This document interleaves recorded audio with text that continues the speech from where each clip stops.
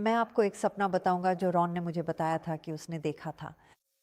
उसने मुझे बताया कि भगवान ने उसे एक सपना दिया और उस सपने में वह एक ऊँचे स्थान पर था, जहाँ से वह वेदी को नीचे देख रहा था और उसने देखा कि कोई उस वेदी पर चढ़ावे चढ़ा रहा है।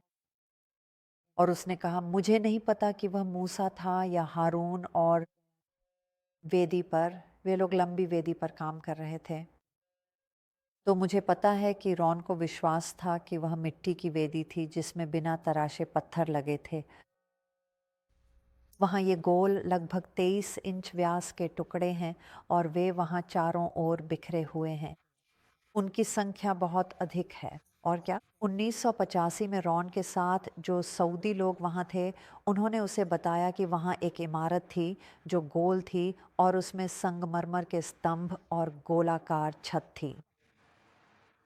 और फिर उन्होंने कहा कि 1930 के दशक में शायद उसे तोड़कर हेगेल ले जाया गया और एक मस्जिद में इस्तेमाल किया गया।